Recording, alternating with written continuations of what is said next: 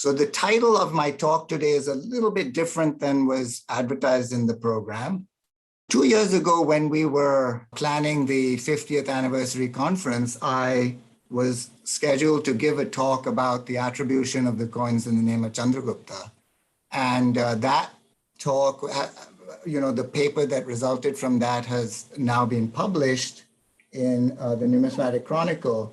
And what I intend to do today is to revisit the same questions. And in that talk, I had used a statistical approach using the weights of the coins to help in the attributions.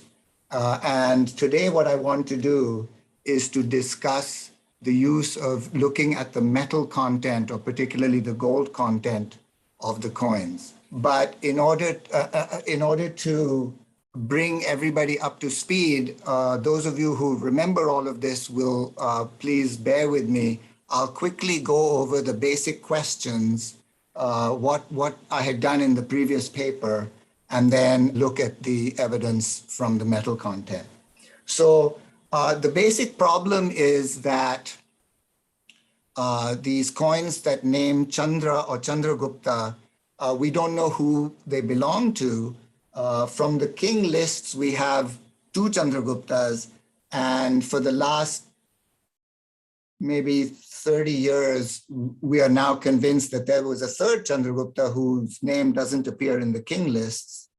And the question is, where do these Chandra coins fit? So the first question I had taken up was these coins of also the so-called king and queen coins. Where do they go?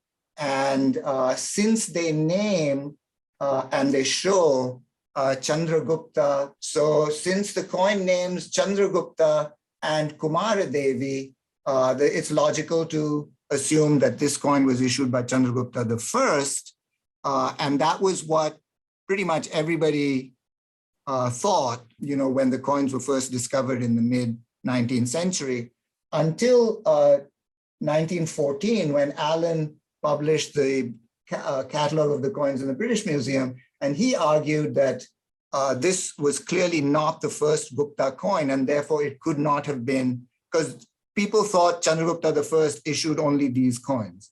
And Allen argued he couldn't possibly have issued these coins because the Gupta coins, such as this one, are based on Kushan prototypes with the standing king sacrificing at a fire altar and a seated goddess on a throne with a cornucopia, and you see the same basic design. So this is a Kushan coin, and this is the what Allen would regard as pretty much the first Gupta coin.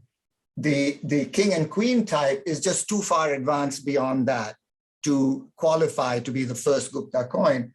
And even if it were the first Gupta coin, it wouldn't make sense for then his son, Samudragupta was Chandragupta I's son, for him to be issuing coins that look backwards and now start imitating the Kushan coins. So the basic idea was these are the first Kushan coins, and therefore the king and queen coins couldn't be issued by Chandragupta I.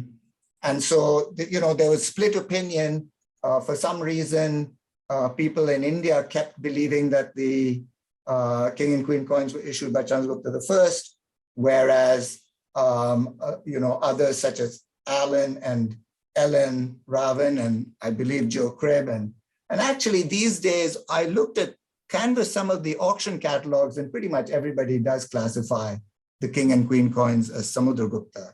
But Sanjeev Kumar is the one person I know of who's currently assigning those coins to Chandragupta I. Ellen Ravan's argument is a little bit more nuanced, and that is that you can look at the coins of Samudragupta and look at the king and queen coins, and you can see that they were made at the same time in the same mint because of their stylistic considerations.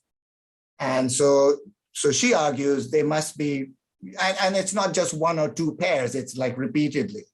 And so she argues they must have been made at the same time, and that's her argument for why the king and queen coins belong to Samudragupta. And in my paper, what I did is I looked at at a large sample of Gupta gold coins and looked to the weights to see which group the king and queen coins belong to. And I showed that, for example, if you look at the weights of the king and queen coins and all the other Samudragupta coins, the average is virtually the same. And, you know, statistically, you can't separate them. So that was on the king and queen coins. And the weights therefore supported the idea that they were issued by Samudragupta. Then the second question was the question of the Chandragupta coins, where there's a goddess seated on a throne versus a goddess seated on a lotus. And Sanjeev Kumar had assigned these throne ones to Chandragupta I, putting them early and leaving these as Chandragupta II. And when you look at the weights, you find that the goddess on throne versus the goddess on lotus, the weights are pretty much the same. And more importantly, if you compare the weights of the Chandragupta coins with the throne and Samudragupta, you find that the throne coins are definitely heavier.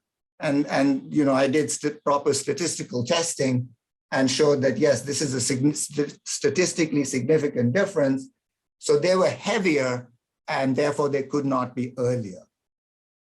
So that was on the coins of, you know, the goddess on throne versus goddess on lotus. And then finally, there's the coins of Chandragupta III. And actually, that was the main thrust of my paper. The reason I got into this in the first place was that there was this group of coins that I felt belonged to Chandragupta III on grounds of style. I'll sort of, so the coins of Chandragupta III have certain characteristics, and these coins that I was, and you know, let's just go over that. And in particular, they have these tamghas. Okay, they all have one of two tamghas, what I call the circle type and the diamond type. And there was this new group of coins that also had these same tamghas. Okay, so here's one where, you know, it's an archer type where the king has a sword, and there's the circle tamgha, and you can find the sword coins. Whoops, sorry. Let me go back. You can find the sword coins with the diamond tamgha, and they match the coins of Chandragupta III in the tamghas and other aspects of style. They really fit perfectly with them. And then I discovered that there are these two other types, what I call the Sash type or Sash variety, and one where the sash has kind of truncated to this little thing, but the king has a belt anyway. So collectively, I call this the belted group. And when I looked at Ellen's earlier book on the Gupta coins with the Garuda banner, it turned out that these three groups of coins that I had identified actually were all classified into one group by her, into her group 9 at the very end of Chandragupta II. So she had identified these as all belonging together. And I believe that they belong to Chandragupta III because of style considerations and because, you know, and the tamghas being a good marker for that. But then, and you know, I went through the whole question of the style and was arguing that the styles are basically the same. But then I looked at the weights, and if you look at the weights of the ones with the belt, the sash, and the sword, they fit very well with the known coins of Chandragupta III. And they don't fit at all with the coins of Chandragupta II. So if you take all the other coins of Chandragupta II and you look at the belted group, they are markedly different. And the difference in average weight is statistically significant.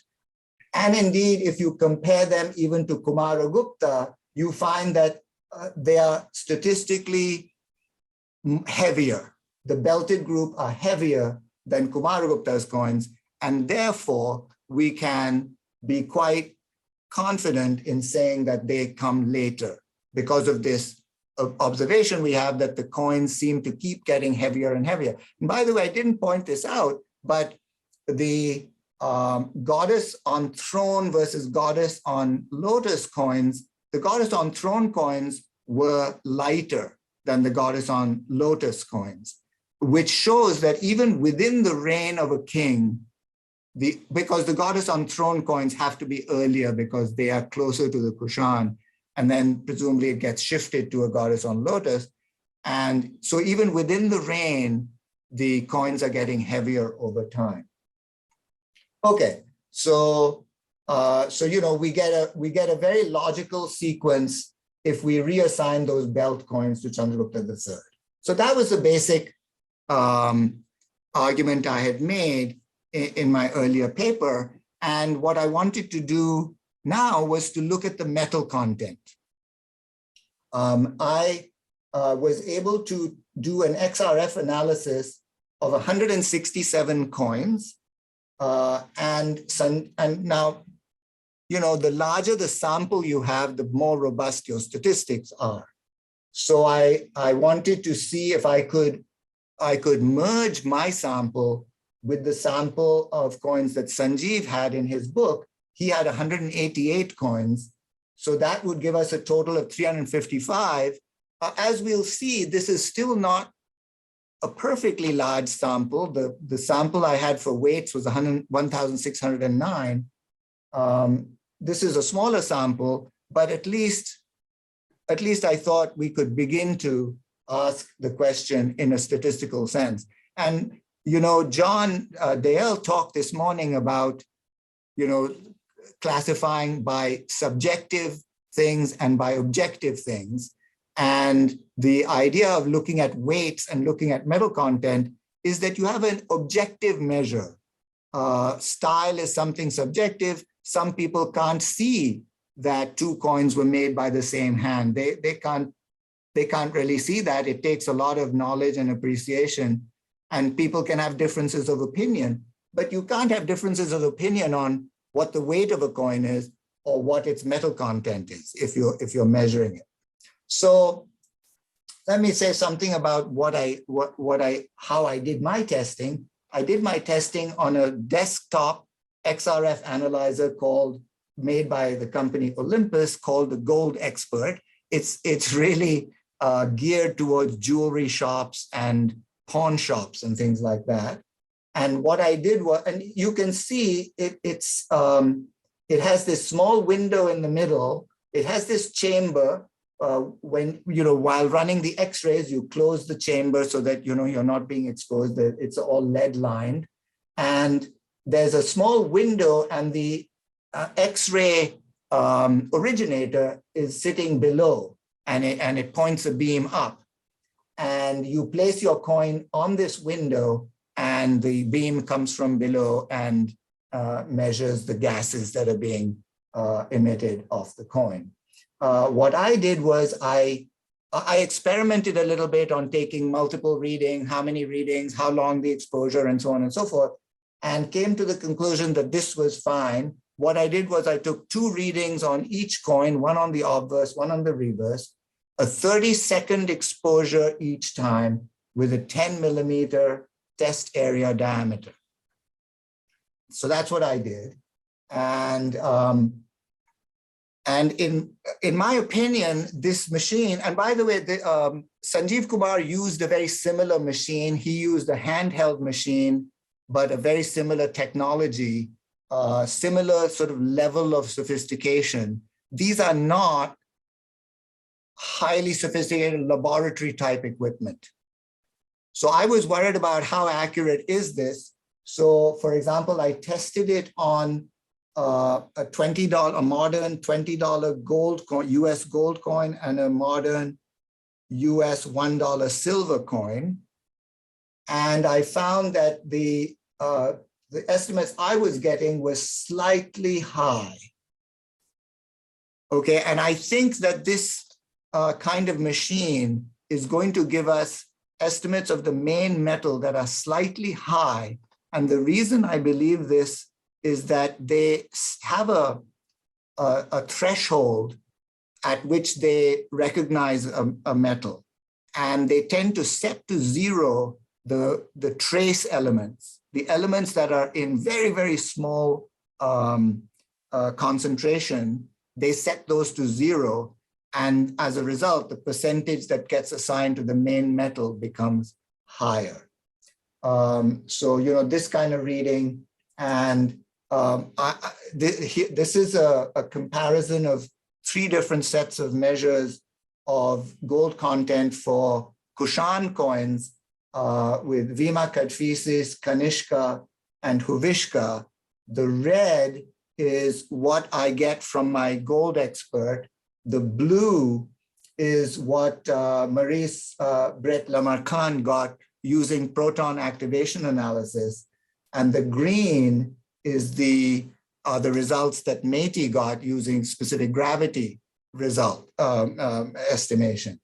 And in my opinion, probably the proton activation analysis is probably the closest to the correct number. So you can see that I'm getting a slight overestimate. Matey was getting a slight underestimate, and the proton activation is kind of in between. As far as my study goes, the fact that there's a slight overestimate shouldn't matter, because what I'm doing is I'm looking at relatives. So I'm looking at, is this group heavier, higher gold content, or is that group higher gold content? And so for my purposes, the fact that the estimates are probably not as accurate as we'd like probably don't matter. Okay, so the next question was, can I merge my data with Sanjeev's? And I looked at the results that he had for the 3 most important kings for which we have the largest number of coins. And I found that our results were virtually identical. Okay, and again, doing statistical tests on the Samudragupta coins, on the Chandragupta II coins, on the Kumaragupta coins, the means are statistically the same, et cetera, et cetera. So I was confident that I could merge the 2 sets of data to get a slightly larger sample. Okay, and so I merged them. I have a sample of 355 coins, and if you then, and by the way, this is the percentage of gold. It's not a physical amount of gold, it's a percentage of gold in the coin. In my data, as Sanjeev found, the physical amount of gold remains roughly constant. So as the weight is increasing, the percentage of gold is decreasing in just the right amount so that the total actual amount of gold in the coin is remaining more or less fixed. And you can see that there's this tendency in the data that the gold content as a percentage is falling over time. I found this stray, there was this chemist at Michigan, I believe, his name is Adon Gordis, and he did a lot of gold and metal content studies using neutron activation analysis. And I wish I had all of his data, but I got a hold of this one sort of summary page in which he says that in virtually all the series that he examined, he observed this tendency for the main metal content to be declining over time, for what it's worth. Anyway, so my working hypothesis is going to be that the gold percentage falls over time. And that's going to be the way I looked at weights, was that weights are rising over time. On this, I'm going to be looking at the gold content falling over time. Not that the fact that it's falling is important, because really what's important is the gold content of these coins roughly the same as the gold content of these coins? If so, then they come from the same group. And if not, then they come from different groups. So that's really the ultimate question, is do they belong in the same group or different groups? And here, that's the same information in numbers. And I can come back to that if anybody wants. So now let's look at our 3 questions and what the gold content tells us. So the first is on the king and queen type. So looking at the king and queen versus other Samudragupta, I find that the average gold percentage is significantly different. So on the theory that these were produced by the same king, your first guess would be, well, the gold content should be roughly the same then. In gold content, I found that the king and queen coins are significantly richer in gold, 92% on average versus 83% in the sample. Notice that the sample is not as large as we'd like. I had only 10 king and queen coins in the sample. So, you know, we have to take these results with some hesitation. But the average gold content is significantly different according to statistical tests. Now, I don't think that's fatal to the argument that the king and queen coins were issued by Samudragupta, although proponents of the idea that they were issued by Chandragupta I will be delighted with this information. I would think that maybe we have to look for other explanations. And one possible explanation is that if this was a special issue, maybe the gold content was made richer. Of course, it could also be a small sample problem, but for what it's worth, that was the result. Moving to the Chandragupta II, Chandragupta coins with the goddess on the throne versus the goddess on the lotus, what we find is that the gold content in the throne coins is higher, as we would expect under the theory that the gold content is declining over time. But they're close, and the average gold is not statistically different.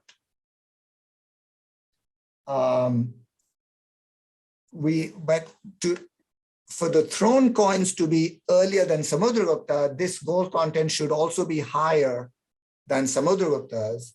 So let's look at that next. And we find that that's not the case. So the Samudragupta coins have a higher average gold content than the archer with goddess on throne. Although, and again, I think this is because of the small sample, we can't say that they're statistically different. The averages on a statistical test say, well, we can't reject the hypothesis that the weights are the same. Let me say a word about how statistics works. When we do a statistical test, we start with what we call a null hypothesis. And the typical null hypothesis in this kind of thing is that the two means are really the same, that the two samples, the Samudra coins and the Archer throne coins, have come from the same sample, have come from similar samples, okay? And our null hypothesis is that the means are the same. Under that null hypothesis, we then calculate the probability that we observe a distribution or that we observe means that we do observe in the sample, given the sample size. And if that probability is high enough, we say, well, we can't reject the hypothesis that they're really the same. Sorry, so for example, on this one, and I wrote it down, this one, the probability was 12%. And we use 5% as the threshold for significance normally. Some people use 1%. So if the probability of getting a distribution the way we find is above 5%, we say, well, that could easily have happened even under the null hypothesis that the means are the same. But 12% is not that much higher than 5%. And we are getting the averages in the ordering is the way we would expect. So I would say this data weakly supports the idea that the Samudra coins are earlier and the Archer throne coins are later, thereby arguing against the idea that they were issued by Chandragupta I. So that's on the Archer throne versus Samudra. And then you might say, well, wait a second, the Samudra high numbers could be tainted by the presence of king and queen coins, which have a very high gold content. So I thought to myself, well, what if we take out the king and queen coins, which we know to be not typical of Samudragupta, and just look at all of Samudragupta's other coins? And so that's what I did next. I looked at the Archer throne coins, Archer with goddess on throne, versus the other Samudragupta, and I still find the same ordering. Although again, the difference is not statistically significant. Okay, so far so good. So my conclusion is that the idea that the Archer coins with the goddess on throne were issued by Chandragupta II is weakly supported, not convincingly, statistically solidly supported. Okay, so now we come to the belted group. And the belted group versus the rest of Chandragupta II, and of all these tests that we did, this is the only one that comes out statistically significant. The probability that we would get such a distribution on the null hypothesis that Chandragupta II issued the belted group is less than half of 1%. When that happens, we reject the null hypothesis that the means are the same, and we say these are different. And so in this one case, we see very clearly from a statistical point of view that the belted group is different with a much lower average gold content. And as I said, that 82 to 75, and despite the fact that it's a small sample, I have only 10 coins in the belted group in my sample, the difference is significant. I compared then the belted group to Kumaragupta's coins, because if they're to be coming after Kumaragupta, they should have a lower gold content. And it turns out that they do. They have a lower gold content, but that difference I can't separate in a statistical sense. I can't reject the null hypothesis that they're the same. Okay. Of course, the alternative would be that if they were issued by Chandragupta II, this should be actually a bigger number. Okay, and so it's again weakly supports the idea that they were issued after Kumaragupta. And so that's basically the results. This graph shows you the maximum, average, and minimum gold percentage for all the principal kings, from Samudra to Chandra II to Kumara, and you see the slightly declining trend, with a slight upward trend with Skandagupta, which is sort of interesting. And I actually haven't done that, but my suspicion is that the Skandagupta coins with the relatively low weight, the 8.5 grams, will turn out to be of lower gold content than the Suvarna standard 9-gram plus coins.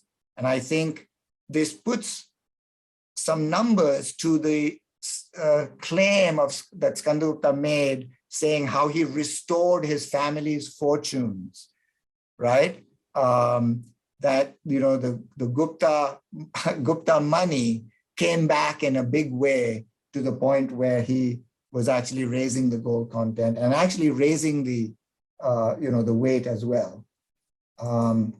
And so here's that map, that scatter diagram again that I showed you earlier. And what we see is that Kumaragupta also has some coins that have a relatively low gold content, and that is continued under Chandragupta III. And to me, this is a sign of the troubles that the Gupta Empire was having at that time. So they were obviously facing some kind of stress. And I think that's sort of what's going on. Oh, wow, I've really gone past. So anyway, my conclusion is that the idea that Samudragupta issued the king and queen coins is not supported specifically by the gold content data. The goddess on throne coins being issued by Chandragupta II is weakly supported, and that the belted coins were issued by Chandragupta III is strongly supported.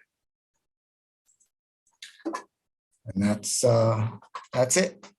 If you have suggestions or comments, I'd love to hear.